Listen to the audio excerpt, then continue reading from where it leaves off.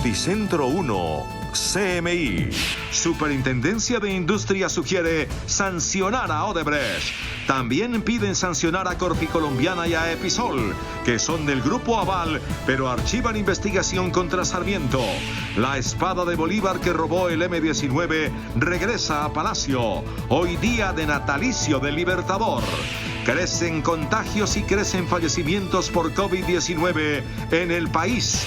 Muere el indio Rómulo por contagio. Récord de contagios y de fallecimientos en el mundo. Ranking de la CPS por mala atención durante la pandemia revela personería. Informes en directo desde localidades en cuarentena en Bogotá. Semiparálisis judicial denuncia la Contraloría. Archivan caso del médico que iba a ser atracado y mató a 3 de sus asaltantes. Graves derrumbes en Pereira. Reaparecen los rompevidrios en Bogotá. Buenas noches, nuestros secretos de hoy. 1. Curioso debate sobre el calificativo de vieja que el presidente Duque dio a la senadora Ida Bella. 2. Con una tutela tumban una arbitraria norma en un conjunto residencial que limitaba la tenencia de mascotas. 3. Congresista radica proyecto para que los obliguen a trabajar más. ¿De verdad? Créanlo. Miñapa. Se sabía que el magistrado de la Corte Constitucional, Carlos Bernal, es conservador, pero nadie creería que tanto. Y tengo ñapa. Como todos los viernes, los mejores memes de la semana. 1, 2, 3, la ñapa y los memes al 100. Y en otras noticias, justamente la Delegatura de Competencia de la Superintendencia de Industria y Comercio sugirió sanciones a Odebrecht y Corficolombiana por las irregularidades detectadas en la adjudicación de la construcción de la Ruta del Sol 2. En un documento de 350 páginas, la Delegatura para la Protección de la Competencia hace las primeras recomendaciones sancionatorias a las empresas involucradas en el proceso de adjudicación de lo que fue el polémico proyecto de la Ruta del Sol 2. En este informe motivado, la sugerencia al superintendente de Industria y Comercio Andrés Barreto es imponer multas a Odebrecht y 2 empresas del Grupo Aval, Corficolombiana y Episol, que hicieron parte del consorcio para el desarrollo de la obra. La sanción de tipo empresarial se solicita ya que en el proceso de adjudicación presuntamente se habría generado una práctica anticompetitiva afectando a los demás oferentes. De acuerdo con el informe entregado este viernes, la investigación encontró pagos adicionales y sobornos, entre ellos a favor del ex viceministro Gabriel García Morales durante el proceso de licitación del proyecto liderado por el antiguo Instituto Nacional de Concesiones 5, hoy la Agencia Nacional de Infraestructura. En el mismo informe también se recomienda archivar cualquier investigación a Luis Carlos Sarmiento Gutiérrez como persona natural, ya que el proceso caducó por términos de tiempo. El superintendente Barreto tendrá 6 meses para tomar una decisión sobre el caso y el traslado oportuno de la información a la Fiscalía General de la Nación. El presidente Iván Duque ordenó que la espada de Simón Bolívar, que estuvo 17 años en poder de la entonces guerrilla M-19, sea exhibida en la Casa de Nariño como un homenaje a las ideas democráticas del Libertador, que según el mandatario están siendo manipuladas por gobiernos autoritarios de América Latina. El 17 de enero de 1974, 4 personas armadas asaltaron la Quinta de Bolívar en Bogotá, rompieron la urna donde se exhibía una de las espadas del Libertador y dejaron panfletos anunciando el surgimiento de un grupo guerrillero llamado M-19. Durante 17 años la espada fue mantenida por el M-19 como símbolo de lucha y fue llevada a Panamá, Cuba, República Dominicana y finalmente de vuelta en Bogotá en 1991, cuando el grupo armado se había desmovilizado y estaba incorporado a la vida civil y política del país. Desde entonces permanecía en una de las bóvedas del Banco de la República. Hoy el presidente Duque, con motivo de la celebración del 237 aniversario del nacimiento del Libertador, ordenó que la espada sea exhibida en una urna dorada en la Casa de Nariño. Y es a que la memoria del Libertador sea defendida en su verdadera expresión de republicano y de institucionalista, y no como la han tratado de manipular muchos demagogos en América Latina para justificar proyectos autoritarios y deslegitimadores de las verdaderas causas y motivos de Simón Bolívar. La histórica espada fue devuelta por el entonces excomandante del M-19 desmovilizado Antonio Navarro Wolf el 31 de enero de 1991 en una ceremonia en la Quinta de Bolívar en Bogotá. El M-19 la tuvo de 1974 a 1991 cuando la devolvimos como un gesto de consolidación de la paz que habíamos firmado. Qué bueno que de nuevo es en un sitio público, aunque sea en la Plaza de Nariño. El presidente Duque en la mañana encabezó los actos de conmemoración del Día de la Armada, institución que dijo adelanta una lucha eficaz contra el narcotráfico y resaltó su innovación en materia tecnológica y su compromiso con las comunidades. Hoy se confirmaron 7.168 nuevos casos de contagio con COVID-19 en Colombia y 287 muertes. Nuestro país es el número 15 del mundo a nivel de infectados. El Ministerio de Salud confirmó este viernes que en Colombia se contagiaron de coronavirus otras 7.168 personas. Bogotá reporta otros 3.287 contagiados, Antioquia 1.309 y Valle 494. A la fecha se han detectado 233.541 personas con COVID. La cifra de fallecidos aumentó con otras 287 muertes. En solo Bogotá murieron 111 personas, en Antioquia 36 y en el Valle 33.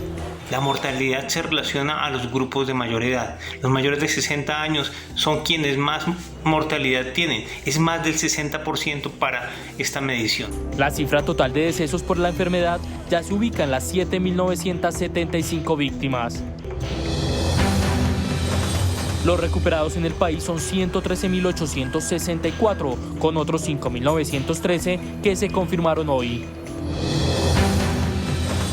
Colombia se ubica como el país número 15 por su alta cifra de infectados. Se acercan números a países como Italia, que está en el puesto 14, y a España, que está de puesto 11 en el mundo. Y hoy se conocieron nuevas cifras sobre el personal de la salud afectado por el COVID-19. Ya son más de 4.000 los contagiados y más de 30 los muertos. El Instituto Nacional de Salud actualizó las cifras del personal de la salud que se ha visto afectado por el coronavirus COVID-19. En el nuevo informe se confirma que 412 funcionarios dieron positivo al test de COVID, lo que eleva la cifra total a los 4.067 casos confirmados en medio de la pandemia. Las muertes también aumentaron con otras 3 de la última semana para una cifra total de 34 decesos. Los más afectados, según el informe, son los auxiliares de enfermería, médicos y auxiliares administrativos de los hospitales. Hacemos un llamado especial a administradoras de riesgos laborales, EPS, IPS, entidades territoriales, a entregar en cantidad y calidad suficiente los elementos de protección y bioseguridad para nuestros equipos médicos. Si ellos y ellas se contagian, van a tener que ser aislados y eso va a repercutir en una disminución de nuestra capacidad de respuesta frente a esta grave pandemia del COVID-19. La entidad también confirmó que de las más de 4.000 personas de la salud contagiadas, 351 son asintomáticas y se encuentran aisladas. Noticentro 1 CMI conoció el top 5 de las EPS con más quejas en Bogotá por mala atención durante los primeros 6 meses de este año. Capital Salud, Medimás y Compensar lideran el ranking. Este es el ranking de las EPS con más quejas en Bogotá durante lo corrido del año. La lista negra la lidera Capital Salud, le sigue Medimás, Compensar, Famisanar y la nueva EPS. 5.000 quejas que se recibió, el 39% obedecen a quejas en contra de Capital Salud. En el mismo sentido, la mitad de ellas aproximadamente obedecen a quejas por falta de atención. Y es que los bogotanos se han quejado porque sienten que en medio de la pandemia no se está garantizando la atención de otras enfermedades. No puede ser posible que le den prioridad solamente a pacientes COVID y los adultos mayores, ¿qué va a pasar con ellos? Hace 2 meses a mi padre no le han suministrado medicamentos, pañales, ni citas con especialistas. A raíz de todo esto, mi padre ha decaído su salud. Capital Salud, por ejemplo, se raja en la asignación de citas médicas, Medimás en la entrega de medicamentos, Compensar y Famisanar en la demora con las citas y la nueva EPS en la entrega de las medicinas. Y de otra parte, la Asociación Colombiana de Salud Pública dijo que es urgente que las EPS paguen cerca de 10 billones de pesos que les adeudan a las clínicas y hospitales para que estos puedan atender adecuadamente el crecimiento de casos de COVID-19 que se aproxima. Los hospitales y las clínicas requieren con urgencia que las EPS se pongan al día en el pago de una abultada deuda por servicios y tratamientos a sus usuarios. Debemos ponernos al día con las deudas que traemos históricas con clínicas y hospitales, cifra que asciende a más de 10 billones de pesos y que hoy pone en aprietos al sistema público hospitalario para responder ante la emergencia del COVID-19. Para los gremios del sector de la salud, las EPS requieren cambios como los que se proponen en un proyecto de ley que inició esta semana su trámite en el Congreso de la República. Hoy se les entrega un monto fijo por cada uno de los pacientes. En el nuevo sistema se entregará un porcentaje de ese monto fijo y el resto estará condicionado a que cumplan los indicadores de calidad. Los gremios hospitalarios también han venido insistiéndole al gobierno en que se acelere el llamado acuerdo de punto final para que las EPS se pongan al día con sus pagos y estas instituciones puedan atender la pandemia del COVID-19. ¿Cómo avanza la cuarentena estricta en varias localidades de Bogotá? Saludamos a Diana Giraldo, quien está en Fontibón. Diana, buenas noches. Situación a esta hora en el occidente de la capital. Hola, muy buenas noches. Los saludamos a esta hora desde la localidad de Fontibón, que cumple su segundo día en cuarentena. Y yo quiero mostrarles el panorama en una de las zonas más concurridas por su vocación comercial. Ven ustedes que los comercios están cerrados, incluso los esenciales, acatando el toque de queda que empezó a regir a las 8 de la noche y que se extenderá hasta las 5 de la mañana. Hay que mencionar que hay muy poca gente en la calle y es importante destacar que la localidad de Fontibón, cerca de 400.000 personas están acatando la medida de cuarentena estricta que empezó a regir el día de ayer. Con este panorama nosotros nos despedimos a esta hora de la noche desde el occidente de la ciudad, informándoles que la alcaldía en estos 2 días de cuarentena en las 5 localidades ha impuesto 2.000 comparendos a los ciudadanos que han violado la medida. Información en directo desde la localidad de Fontibón, Diana Giraldo, Noticentro 1, CMI. Diana, gracias. Y otra de las localidades en cuarentena estricta es Ciudad Bolívar. Stig Luengas ha estado pendiente de la situación en la zona. Buenas noches, Stig. ¿Están cumpliendo con la medida? Hola Claudia y televidentes, muy buenas noches. Los saludo a esta hora desde el barrio El Lucero, en la localidad de Ciudad Bolívar.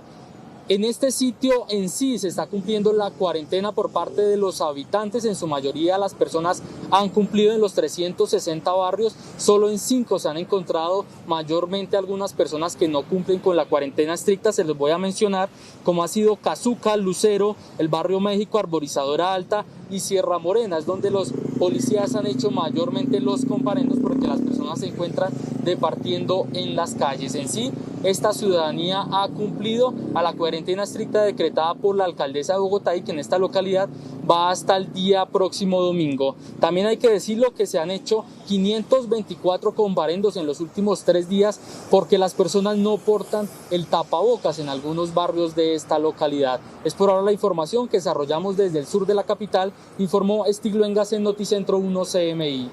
Stig, feliz noche. Y ahora vamos a Kennedy. William Parra, buenas noches. ¿Cómo es el comportamiento de la ciudadanía en esta localidad? Hola Margarita, ¿qué tal? Muy buenas noches, la saludo a esta hora aquí desde la carrera 78B, una de las principales avenidas de Ciudad Kennedy, donde hace poco más de una hora se entró ya en esta especie de toque de queda dentro de esta segunda cuarentena estricta que se vive en la octava localidad de Bogotá. De acuerdo con las cifras que ha entregado la Secretaría de Salud, hasta el momento aquí en Kennedy se registran 11.076 casos positivos de COVID-19 y 290 muertos. A esta hora, pues la gran mayoría del 1.250.000 personas que viven en esta localidad de Kennedy ya se encuentran en sus casas. El comercio está totalmente cerrado y pues son muy pocas las personas que a esta hora regresan luego de estar durante el día cumpliendo con su jornada laboral. Con estas imágenes, Margarita, nos despedimos. Continúen ustedes con más Noticentro 1 CMI. Gracias, William. Le recibo yo. Qué bueno, la gente está cumpliendo, por lo menos hasta ahora. La alcaldía de Bogotá prendió las alarmas sobre el deterioro de la salud mental de los capitalinos durante el confinamiento. Por eso lanzó un programa de atención al hogar para tratar este tipo de trastornos. Durante el periodo de cuarentena ha aumentado en un 21% los casos de suicidio en Bogotá y en más del 15% la violencia intrafamiliar, lo que prendió las alarmas de la alcaldía. Decidimos disponer de equipos de atención exclusiva de salud mental. Quien necesite apoyo puede pedirlo a nuestra línea 123. 10 móviles de salud mental estarán operando las 24 horas en la ciudad para llegar a los hogares y prestar los servicios con médicos, enfermeras y psicólogos. De otro lado, la alcaldesa confirmó que en el mes de septiembre se podría hacer el piloto de iglesias en la capital del país. Así que seguiremos con paciencia, con adaptación, pasando estas semanas difíciles y en septiembre, cuando ya hayamos superado estos momentos difíciles, encontraremos la manera de hacer un piloto para volver a encontrarnos. Las declaraciones se hicieron en el hospital de Meissen, donde se anunció la entrega de la Torre 2 para el segundo semestre del próximo año. Desde esta noche y por una semana, la alcaldía de Cali decretó la ley seca y el toque de queda. Las medidas buscan controlar los contagios de COVID-19. Ya rige la ley seca que se extenderá hasta las 6 de la mañana del 31 de julio. También comenzó el toque de queda que se mantendrá hasta las 6 de la mañana del sábado. Se repite de la misma manera durante todo el fin de semana, pero desde el lunes será de 10 de la noche a 5 de la mañana hasta finalizar el mes en curso. Se pretende con ello reducir la circulación de ciudadanos y ciudadanas, imposibilitar puntos de contacto que generen contagio y con ello la enfermedad. Personas como estas que fueron sorprendidas celebrando un cumpleaños en exclusivo sector de Cali serán sancionadas por incumplimiento a las normas. Y Medellín tuvo hoy su segunda jornada de cuarentena total, que regirá hasta el domingo. Así se ven a esta hora de la noche las calles de Medellín, que cumple la segunda cuarentena estricta con cierre de comercio y restricción en la movilidad de ciudadanos. Durante todo el día, las ventas se hicieron a través de domicilios. Es entendible que genere molestias, pero es evitando tomar medidas más fuertes y más, hay que ser comprensibles. La medida tiene 26 excepciones, como venta de medicamentos, servicios de salud, vigilancia, aseo y otros. Por su parte, el gobernador encargado de Antioquia, Luis Fernando Suárez, anunció que es positivo para coronavirus. Fui informado que mi prueba salió positiva. Estoy positivo para coronavirus. Hoy en Medellín hay 6.005 casos activos, 462 fueron reportados como nuevos contagios. Las autoridades en Barranquilla decidieron trasladar a los vendedores de las plazas de mercado y llevarlos a los barrios para que comercialicen allí sus productos. El primer mercado a tu barrio se instaló en el parqueadero del estadio de béisbol Edgar Rentería. La estrategia busca descentralizar las actividades comerciales del centro de Barranquilla y llevar productos de la canasta básica familiar a los barrios. Se apoya de esta manera a uno de los sectores más golpeados por la emergencia provocada por la pandemia. Estos vendedores que han sufrido bastante económicamente por las medidas tomadas como consecuencia de la COVID-19. Ha sido muy buena puesto que nosotros estamos sufriendo mucho con la COVID-19, nos vemos afectados mucho en lo que es la economía. El mercado a tu barrio irá rodando por toda la ciudad llevándole a los vecinos de cada localidad los productos frescos y a buen precio de los vendedores del centro de Barranquilla. Y la Procuraduría le pidió a la Fiscalía que investigue a un hombre que se está haciendo pasar por un alto funcionario de la entidad y que con ese argumento le está pidiendo millonarias sumas de dinero a secretarios de salud de algunos municipios. Hay alerta en la Procuraduría por un hombre que se hace pasar por el Procurador Delegado para Asuntos de Salud, Helman Rodríguez. Esto con el fin de pedir sumas que van desde los 2 millones de pesos hasta los 4 millones. Lo particular es que las víctimas son secretarios de salud de diferentes municipios, quienes son engañados para entregar el dinero con peticiones de viáticos, bajo la excusa de adelantar supuestas reuniones para hablar sobre las medidas que se están tomando en las regiones para combatir la pandemia. Así quedó en evidencia en una conversación en poder de este noticiero. Habla con él, el secretario de Salud de Maicao. ¿Cómo está? Es el procurador delegado para la salud. Mi doctor, que yo había abierto usted un espacio para que conversáramos y dialogáramos sobre las medidas que están adoptando trabajando ustedes en la ciudad de Maicao para contrarrestar actualmente los contagios de COVID-19 en esa población de La Guajira, mi doctor Ignay se me presentó acá en mi oficina.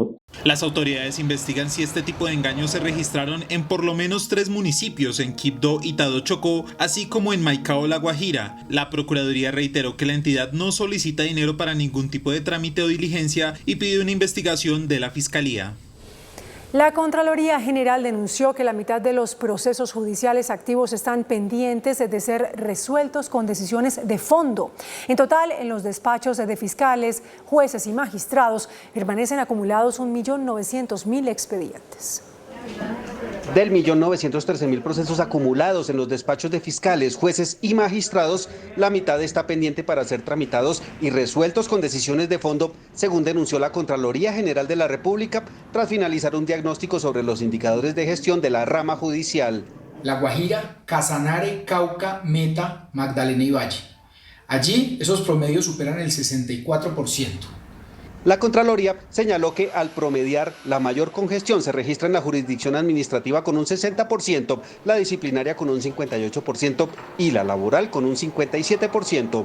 Una carga laboral por juzgado con un indicador de alrededor de 882 procesos, un aumento del 4.27 procesos por juzgado frente al 2018. El ente de control le pidió a la rama judicial que impulse todo lo necesario para descongestionar los despachos e implementar nuevas tecnologías con expedientes electrónicos y, por supuesto, la digitalización de procesos.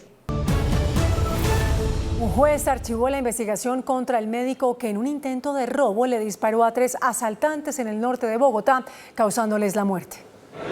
Los hechos ocurrieron el 30 de enero en el puente peatonal de la calle 123 con carrera 9 en el norte de Bogotá, cuando 3 hombres intentaron robar al médico, quien disparó contra los asaltantes para defenderse, según explicó su abogado Hernando Benavides. El despacho avaló la petición de la Fiscalía de cerrar el caso, dado que consideró que el médico actuó en legítima defensa. Los conceptos de medicina legal, los conceptos de expertos en balística permitían concluir que el médico actuó en legítima defensa, que hubo por parte de los agresores utilización de armas. Así las cosas, el hombre no tendrá que responder por el delito de homicidio tras la decisión del juzgado. La declaratoria de inconstitucionalidad que hizo la Corte del decreto de emergencia económica que otorgó subsidios para las tarifas de acueducto y alcantarillado fue hecha por solicitud del propio gobierno, que reconoció que hacían falta la firma de 2 ministros. El decreto 580 de emergencia por el coronavirus otorgaba un subsidio a los servicios de acueducto, alcantarillado y aseo en los estratos 1, 2 y 3 hasta el mes de diciembre. La norma fue declarada inconstitucional por la Corte tras encontrar que no contaba con las firmas de todos los ministros, tal y como ordena la Constitución para estas circunstancias. Las firmas que no se registraron son la del ministro de Salud Fernando Ruiz y de la ministra de Ciencia, Tecnología e Innovación Mabel Torres. En este escrito que envió el 2 de junio a la Corte, la secretaria jurídica de la Presidencia, Clara María González, le solicitó a los magistrados la inexequibilidad del decreto por no cumplir con los requisitos previstos en la Constitución para los decretos legislativos expedidos dentro de la emergencia económica por el coronavirus. La vicepresidenta Marta Lucía Ramírez, tras un encuentro con los comandantes de las Fuerzas Armadas, anunció la elaboración de un manual para prevenir casos de abuso sexual que vinculen a uniformados. La decisión se tomó tras la reunión de la vicepresidenta Marta Lucía Ramírez, el ministro de Defensa, la cúpula militar y de policía, en la que se analizaron los protocolos de respeto e integridad hacia las niñas, niños y adolescentes. La mesa técnica tendrá 30 días para entregar los nuevos protocolos. A más tardar en 30 días para que al interior de la fuerza pública se refuercen todos los controles necesarios bajo la premisa de cero tolerancia con los delitos y con cualquier delito o cualquier violación de los derechos humanos, especialmente en cuanto tiene que ver con nuestros niños, niñas, adolescentes y mujeres. Se buscará además una mayor promoción e incorporación de las mujeres en las Fuerzas Armadas. El procurador general Fernando Carrillo lanzó pullas a la ministra de Justicia, Margarita Cabello, quien anunció que radicará un proyecto de reforma a la justicia que tendrá que ser tramitado paralelamente al proyecto elaborado para este mismo fin por el jefe del Ministerio Público. El jefe del Ministerio Público habló con los integrantes de la Asociación Colombiana de Facultades de Derecho sobre el proyecto de ley que será presentado en el Congreso de la República para hacer una serie de modificaciones al sistema judicial que tiene como principal objetivo impulsar la justicia en las regiones. La señora ministra de Justicia está insistiendo en la presentación de un proyecto que nosotros creemos es la vía tradicional de la presentación de los proyectos de justicia y que ojalá tenga éxito. Lo que nos ha mostrado lamentablemente ese camino tan pedregoso del pasado es que ese tipo de proyectos tienen todos los problemas. La presidenta de la asociación que reúne las principales facultades de derecho del país apoyó el proyecto y señaló que es una realidad que se tiene que priorizar la situación de los jueces en las zonas de conflicto. Y existen municipios aislados con baja densidad de población, con precaria cobertura de operaciones. La academia le pidió también al procurador que se tenga en cuenta un plan para que los ciudadanos puedan acceder con mayor facilidad a la justicia con herramientas digitales. El director del Centro de Memoria Histórica, Darío Acevedo, reveló que la entidad tiene documentados más de 8.000 casos de menores de edad que fueron reclutados forzosamente por la entonces guerrilla de las FARC.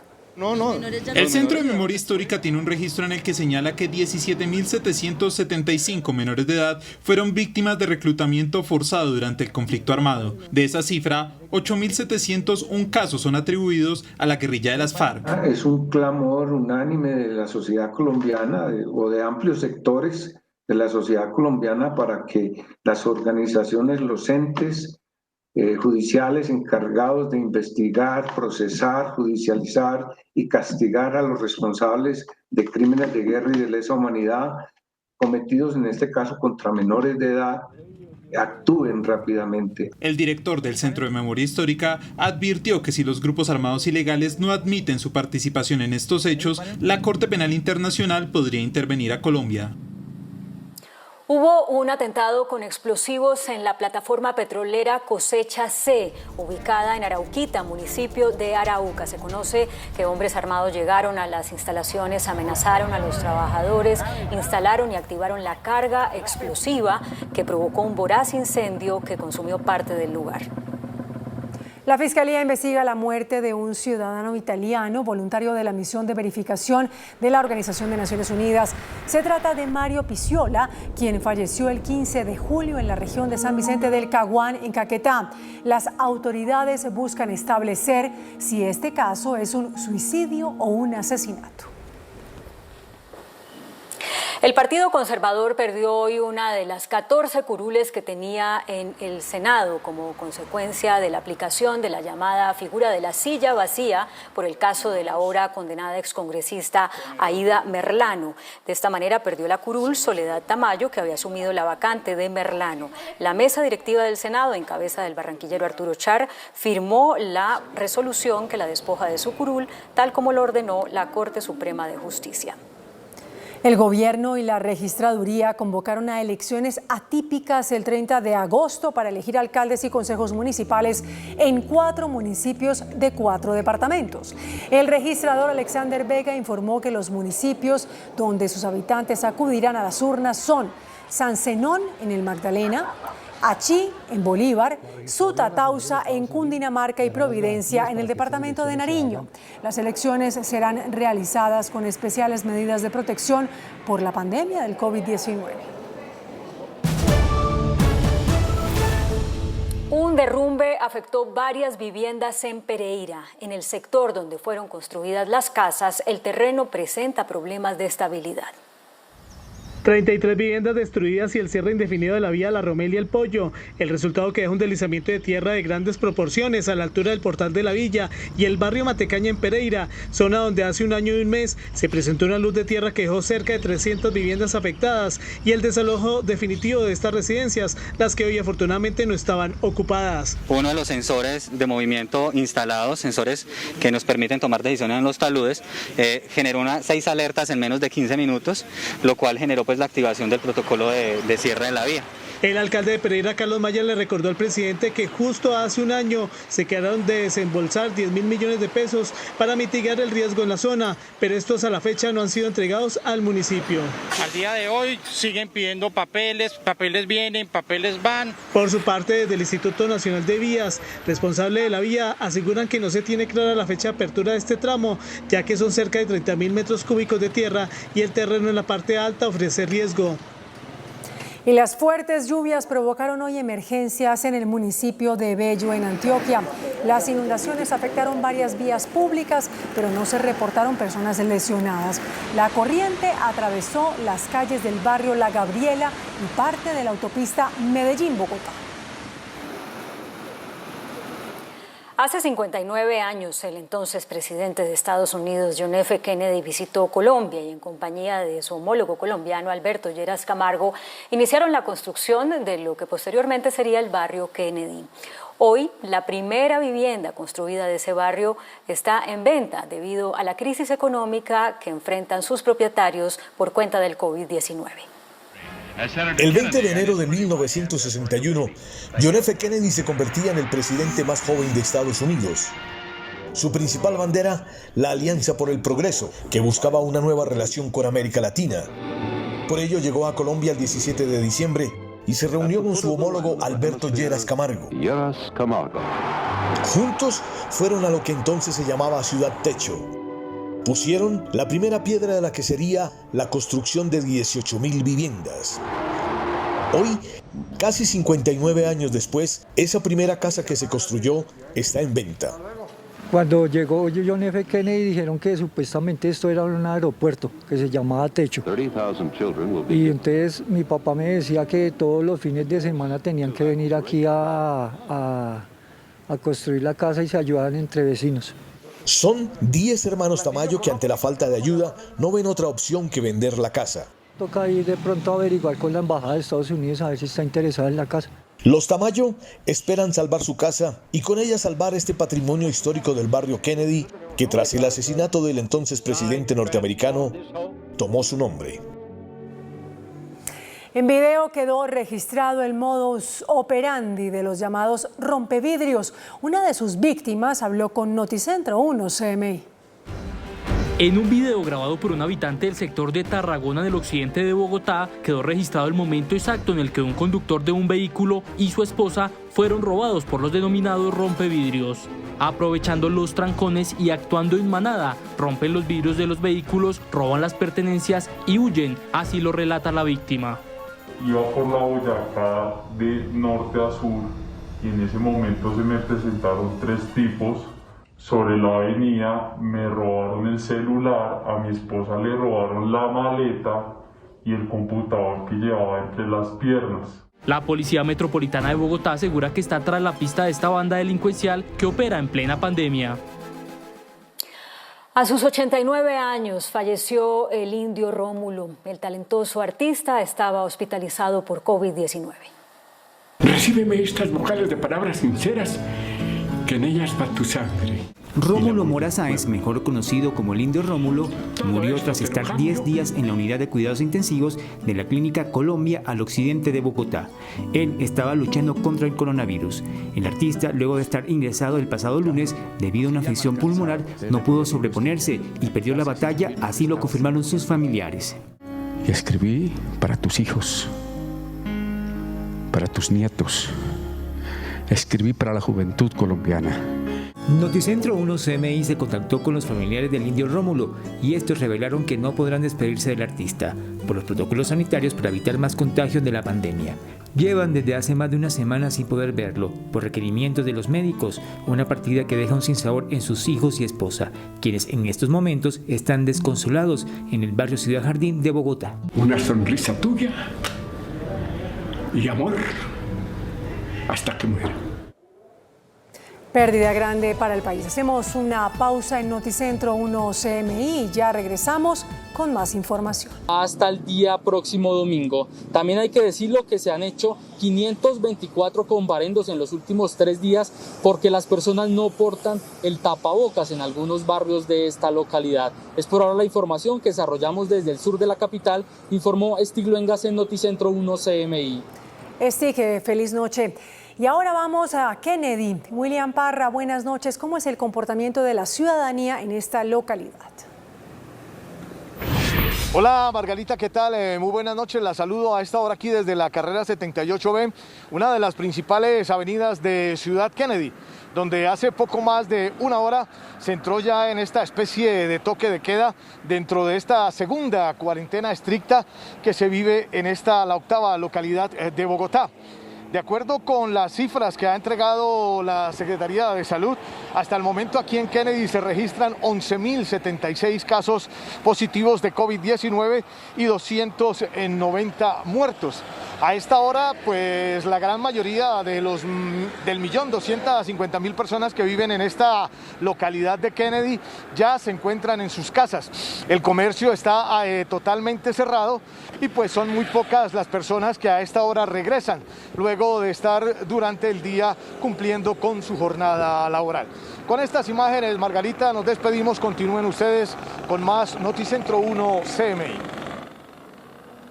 Gracias, William, le recibo yo. Qué bueno, la gente está cumpliendo, por lo menos hasta ahora. La alcaldía de Bogotá prendió las alarmas sobre el deterioro de la salud mental de los capitalinos durante el confinamiento. Por eso lanzó un programa de atención al hogar para tratar este tipo de trastornos. Durante el periodo de cuarentena ha aumentado en un 21% los casos de suicidio en Bogotá y en más del 15% la violencia intrafamiliar, lo que prendió las alarmas de la alcaldía. Decidimos disponer de equipos de atención exclusiva de salud mental. Quien necesite apoyo puede pedirlo a nuestra línea 123. 10 móviles de salud mental estarán operando las 24 horas en la ciudad para llegar a los hogares y prestar los servicios con médicos, enfermeras y psicólogos. De otro lado, la alcaldesa confirmó que en el mes de septiembre se podría hacer el piloto de iglesias en la capital del país. Así que seguiremos con paciencia, con adaptación, pasando estas semanas difíciles y en septiembre, cuando ya hayamos superado este momento difícil, encontraremos la manera de hacer un piloto para volver a encontrarnos. Las declaraciones se hicieron en el hospital de Meissen, donde se anunció la entrega de la Torre 2 para el segundo semestre del próximo año. Desde esta noche y por una semana, la alcaldía de Cali decretó la ley seca y el toque de queda. Las medidas buscan controlar los contagios de COVID-19. Ya rige la ley seca que se extenderá hasta las 6 de la mañana del 31 de julio. También comenzó el toque de queda que se mantendrá hasta las 6 de la mañana del sábado. Se repite de la misma manera durante todo el fin de semana, pero desde el lunes será de 10 de la noche a 5 de la mañana hasta finalizar el mes en curso. Se pretende con ello reducir la circulación de ciudadanos y ciudadanas, imposibilitar puntos de contacto que generen contagio y con ello la enfermedad. Personas como estas que fueron sorprendidas celebrando un cumpleaños en exclusivo sector de Cali serán sancionadas por incumplimiento a las normas. Y Medellín tuvo hoy su segunda jornada de cuarentena total, que regirá hasta el domingo. Así se ven a esta hora de la noche las calles de Medellín, que cumple la segunda cuarentena estricta con cierre de comercio y restricción en la movilidad de ciudadanos.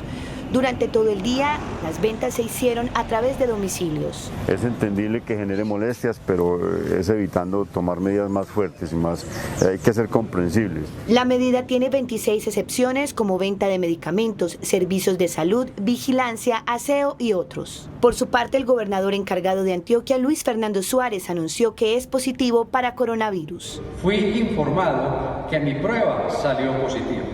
Estoy positivo para coronavirus.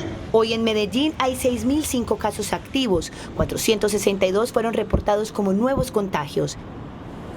Las autoridades en Barranquilla decidieron trasladar a los vendedores de las plazas de mercado y llevarlos a los barrios para que comercialicen allí sus productos.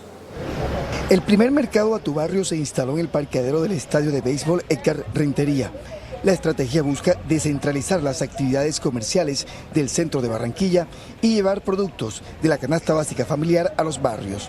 Se apoya de esta manera a uno de los sectores más golpeados por la emergencia provocada por la pandemia. Estos vendedores que han sufrido bastante económicamente por las medidas tomadas como consecuencia de la COVID-19. Ha sido muy buena puesto que nosotros estamos sufriendo mucho con la COVID-19, nos vemos afectados mucho en lo que es la economía. El mercado A Tu Barrio irá rodando por toda la ciudad llevándole a los vecinos de cada localidad los productos frescos y a buen precio de los vendedores del centro de Barranquilla.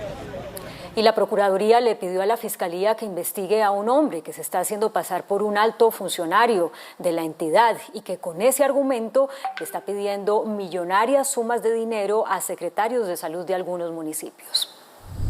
Hay alerta en la Procuraduría por un hombre que se hace pasar por el Procurador Delegado para Asuntos de Salud, Helman Rodríguez. Esto con el fin de pedir sumas que van desde los 2 millones de pesos hasta los 4 millones. Lo particular es que las víctimas son secretarios de salud de diferentes municipios quienes son engañados para entregar el dinero con peticiones de viáticos bajo la excusa de adelantar supuestas reuniones para hablar sobre las medidas que se están tomando en las regiones para combatir la pandemia. Así quedó en evidencia en una conversación en Poder de este noticiero.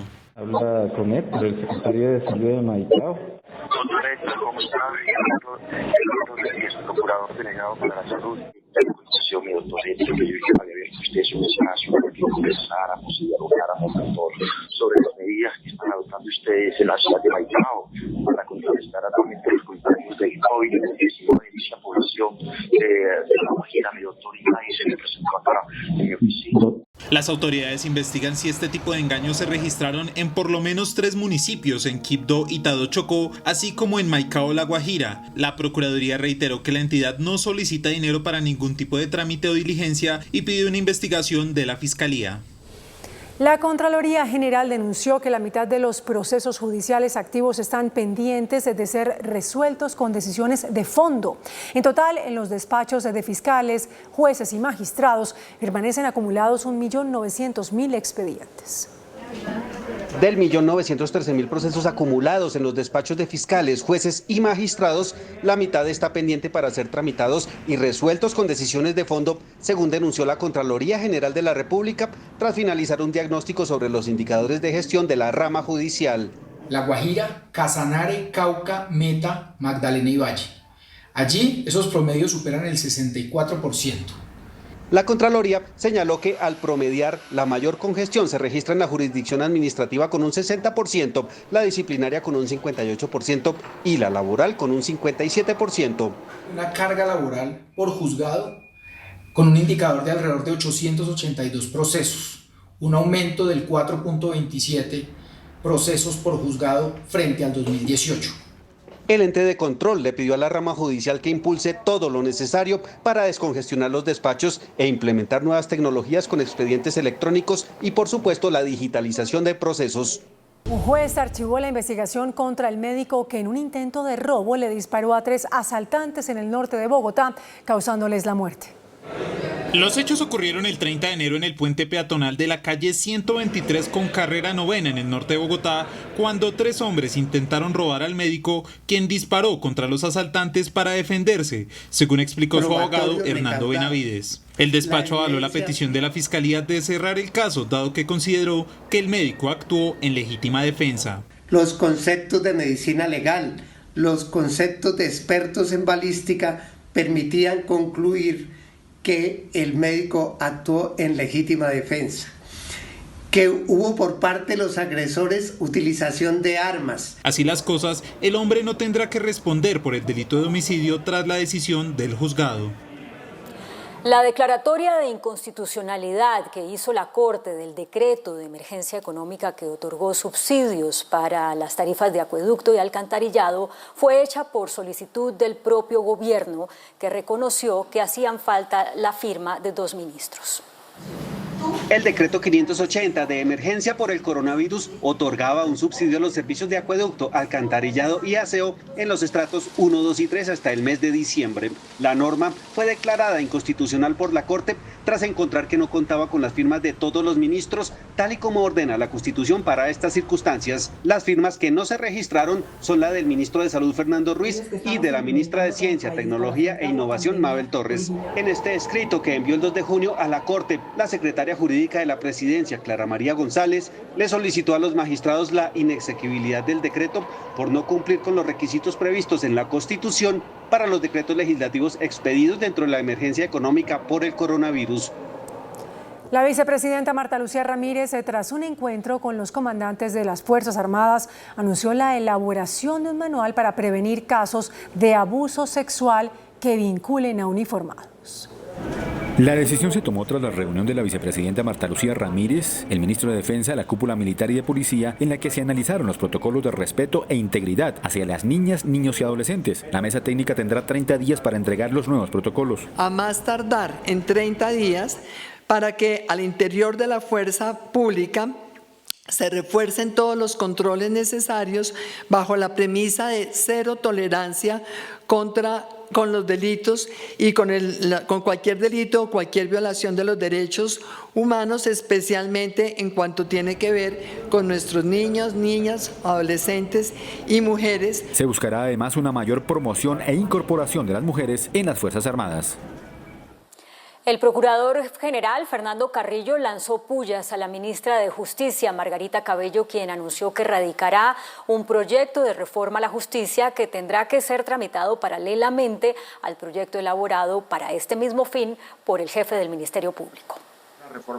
El jefe del Ministerio Público habló con los integrantes de la Asociación Colombiana de Facultades de Derecho sobre el proyecto de ley que será presentado en el Congreso de la República para hacer una serie de modificaciones al sistema judicial que tiene como principal objetivo impulsar la justicia en las regiones. La señora ministra de Justicia está insistiendo en la presentación de un proyecto que nosotros queremos es la vía tradicional de la presentación de los proyectos de justicia y que ojalá tenga éxito.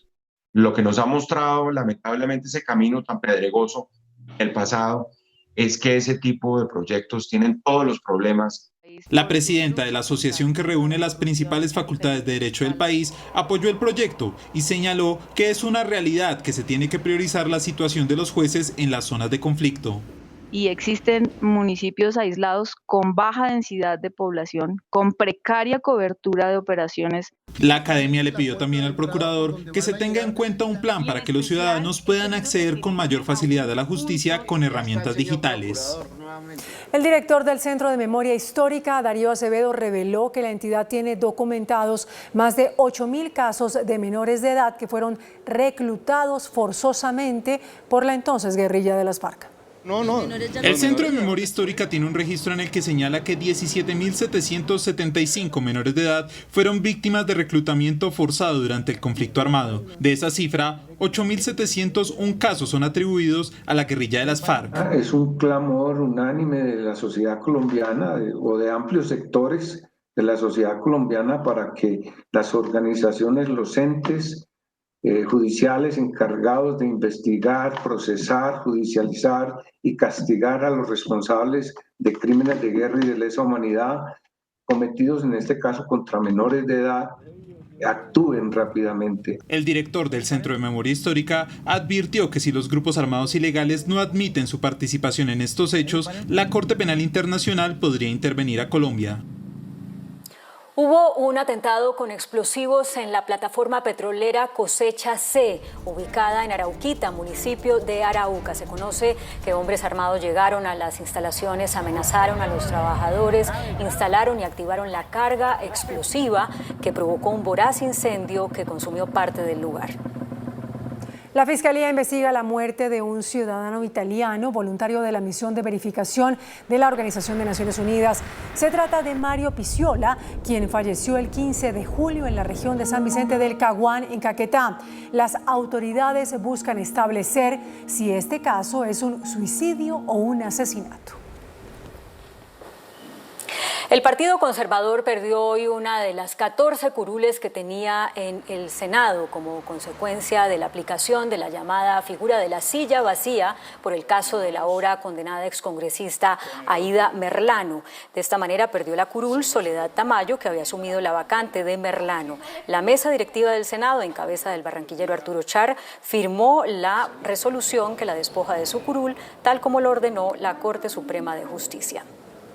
El gobierno y la registraduría convocaron a elecciones atípicas el 30 de agosto para elegir alcaldes y consejos municipales en 4 municipios de 4 departamentos.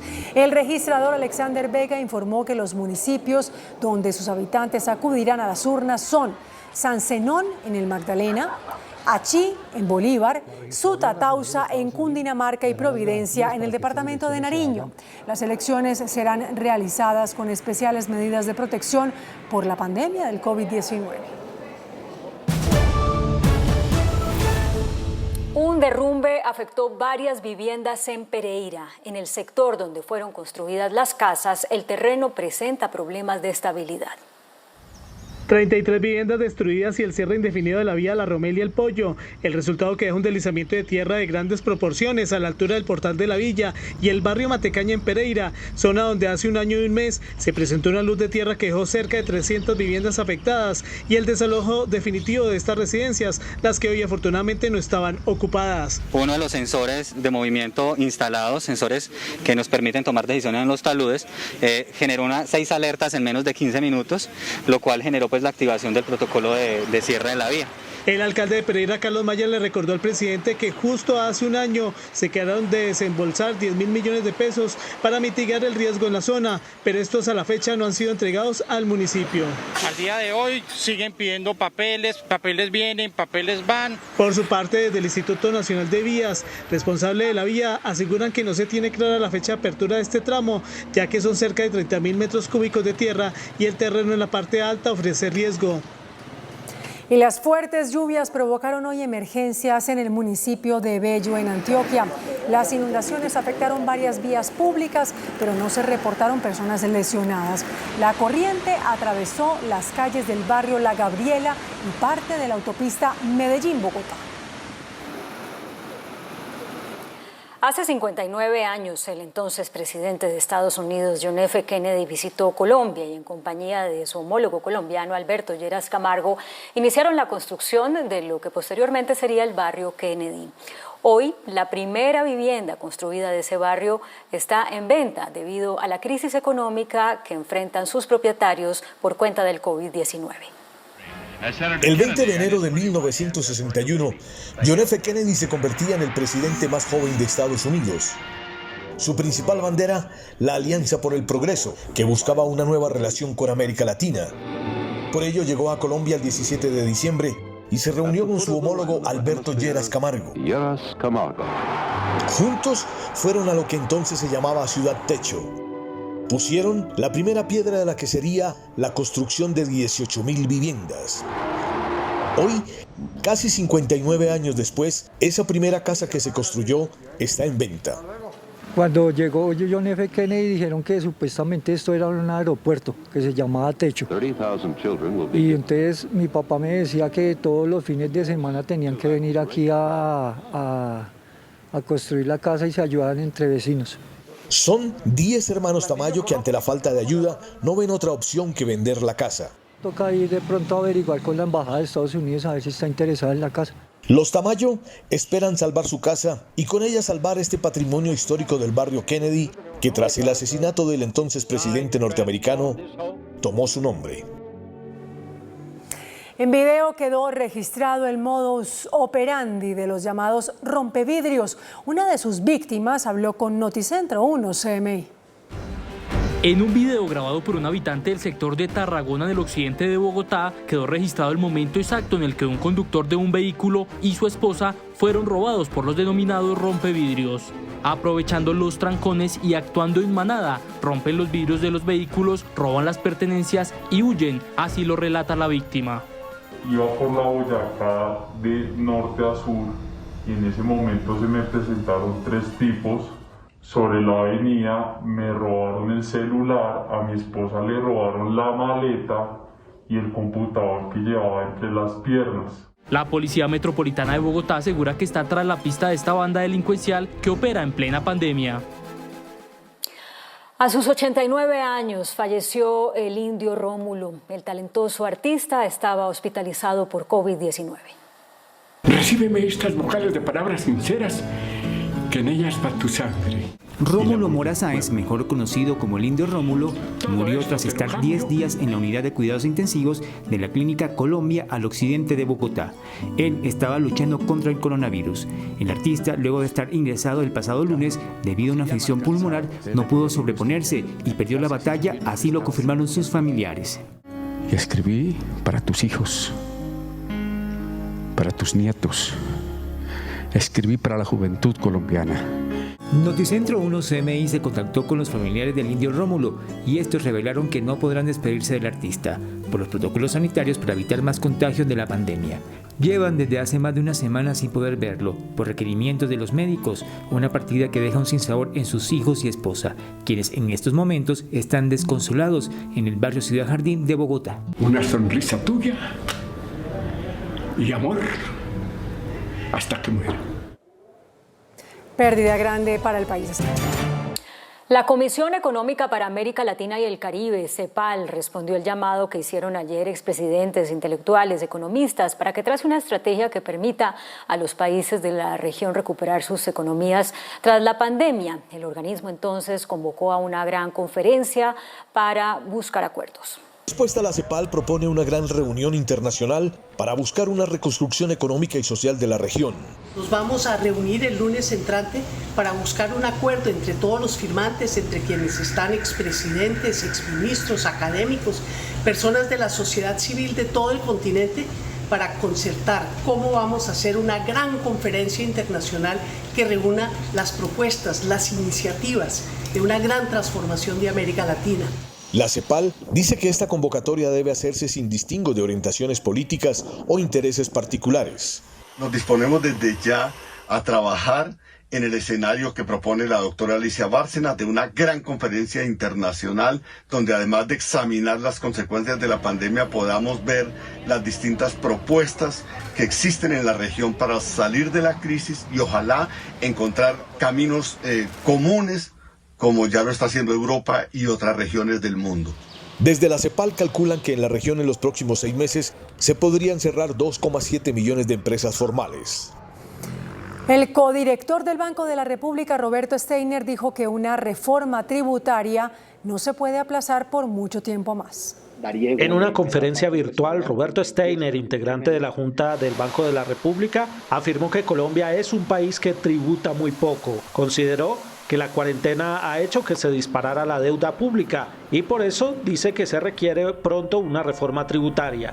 Es inminente la necesidad de una reforma fiscal una vez logremos pasar la pandemia. Nuestro país está experimentando inevitablemente unos niveles de déficit fiscal altos. El codirector del Banco de la República también explicó que el emisor ha hecho esfuerzos para evitar una crisis del sistema financiero en medio de la pandemia. Y el presidente de la Bolsa de Valores de Colombia, Juan Pablo Córdoba, anunció un plan estratégico para buscar financiación para las empresas en el mercado de capitales. Con el fin de aportar nuevas alternativas de financiamiento a las empresas afectadas por el COVID-19, el gobierno, a través del Fondo Nacional de Garantías, adelanta una línea de respaldo para la rama empresarial. Esta vez no será ante la banca, sino para las compañías vinculadas o no a la Bolsa de Valores de Colombia que busquen recursos en el mercado de capitales. Como un aliciente para que las empresas también conozcan el mercado de capitales. Entonces aquí lo que tenemos es una ventanilla nueva que le permite a una empresa que generalmente no ha sido tradicionalmente emisora del mercado de capitales, con un aval del Fondo Nacional de Garantías, darle la tranquilidad de que puede ir al mercado, que va a ser exitoso. El directivo señala que en el mercado de capitales se tiene varias ventajas en materia de plazos. Estoy seguro, se beneficiarán de financiación a través del mercado de capitales y que hasta el momento no lo han visto como una opción o una alternativa de financiación. El Fondo de Garantías tiene un cupo de hasta 24 billones de pesos. El Ministerio de Vivienda radicó ante el Congreso un nuevo proyecto de ley de vivienda que busca afianzar la política de subsidios para el sector. Este viernes el Gobierno Nacional radicó ante el Congreso de la República el proyecto de Ley de Vivienda y Hábitat, el cual busca fortalecer los programas del sector, en especial los que se implementaron durante la emergencia sanitaria por el coronavirus. De acuerdo con el Ministerio de Vivienda, el objetivo de la iniciativa es agilizar los trámites para la entrega de subsidios. Asimismo, habilitar a quienes recibieron algún tipo de beneficio en el pasado puedan aplicar a los nuevos programas del gobierno. El proyecto también busca eliminar algunas restricciones como la venta de vivienda para quienes la obtuvieron con el programa Mi Casa Ya. También se contempla ajustar los plazos de financiamiento para el pago de los créditos, los cuales se establecerán dependiendo de cada caso en particular. Todas las propuestas se aplicarán para la vivienda rural. El dólar cerró al alza. Indicadores económicos en Noticentro 1 CMI.